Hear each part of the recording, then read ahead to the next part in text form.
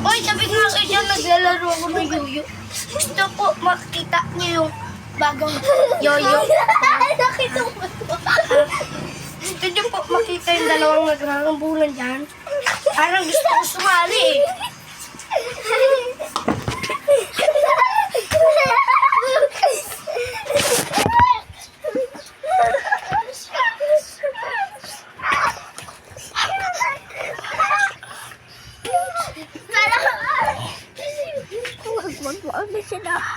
Ito, ano,